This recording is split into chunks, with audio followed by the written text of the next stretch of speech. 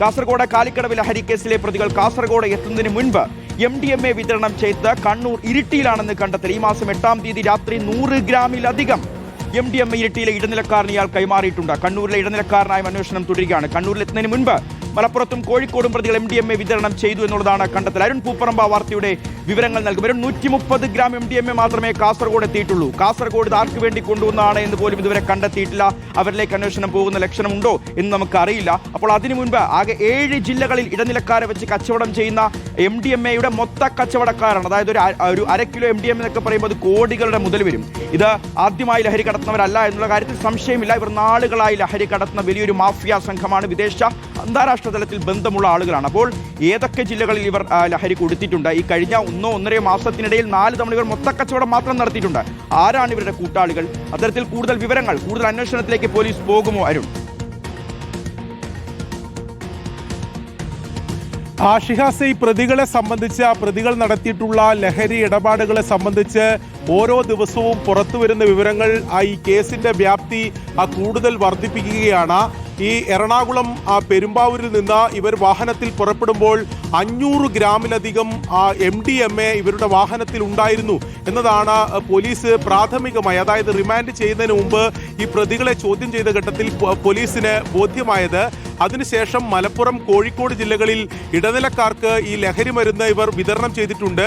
പിന്നീടാണ് 8-ാം തീയതി, ഈ മാസം 8-ാം തീയതി വൈകിട്ടോടെ ഇവർ കണ്ണൂരിലെത്തിയത്.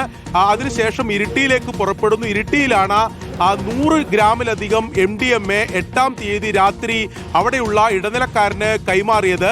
അതിനുശേഷം 9-ാം തീയതി പിറ്റേ ദിവസമാണ് അവർ ഈ അവശേഷിക്കുന്ന ലഹരി മരുന്ന് ഈ കാസർഗോഡുള്ള ഇടനിലക്കാരന് വിതരണം ചെയ്യുന്നതിന് വേണ്ടി കാസർഗോട്ടേക്ക് വന്നത്. അതിനിടെയാണ് ഈ ജില്ലാ അതിർത്തിയിലുള്ള കാലിക്കടവിൽ വെച്ച് ഇവരെ പിടികൂടുകയും ചെയ്യുന്നത്. അതായത് ഓരോ ജില്ലയിലും ഇടനിലക്കാരുണ്ട്.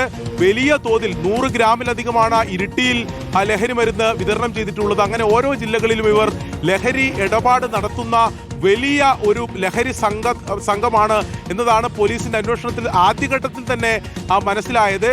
ബംഗളൂരുവിൽ നിന്നാണ് ഇവർ ലഹരി മരുന്ന് എറണാകുളത്തേക്ക് എത്തിക്കുന്നത് എന്നുൾപ്പെടെയുള്ള വിവരങ്ങൾ നേരത്തെ തന്നെ പുറത്തു വന്നിരുന്നു. അതുകൊണ്ട് തന്നെ ഇതിൽ വിശദമായിട്ടുള്ള അന്വേഷണം, പ്രത്യേക സംഘത്തെ രൂപീകരിച്ചുകൊണ്ടുള്ള ഒരു ഉന്നത ഉദ്യോഗസ്ഥന് തന്നെ അന്വേഷണ ചുമതല കൊടുത്തുകൊണ്ടുള്ള അന്വേഷണം അനിവാര്യമാണ് എന്ന തരത്തിൽ തന്നെയാണ് വിവരങ്ങൾ പുറത്തു വരുമ്പോൾ മനസ്സിലാക്കേണ്ടത്. പക്ഷേ ആ നിലക്കുള്ള അന്വേഷണം ഈ ഘട്ടത്തിൽ നടക്കുന്നുണ്ട് എന്ന് നമുക്ക് പറയാൻ സാധിക്കില്ല.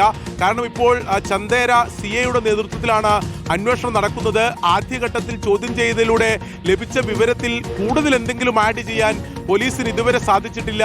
മറ്റ് ജില്ലകളിൽ ഈ കണ്ണൂർ, ഇരിട്ടിയിലെയും മലപ്പുറത്തെയും കോഴിക്കോടെയും ആരാണെന്ന് കണ്ടെത്താൻ പോലീസിന് സാധിച്ചിട്ടില്ല. ഈ ലഹരിയുടെ ഉറവിടം എവിടെയാണെന്ന കാര്യത്തിൽ പോലീസ് തേടിപ്പോയിട്ടില്ല. അങ്ങനെ അന്വേഷണത്തിൽ കാര്യക്ഷമതയില്ല എന്ന വിമർശനം നിലനിൽക്കുന്നുണ്ട്. പക്ഷേ ഈ പ്രതികളെ സംബന്ധിച്ച് പുറത്തുവരുന്ന വിവരങ്ങൾ ഒരുപക്ഷെ ഞെട്ടിക്കുന്നതാണ്.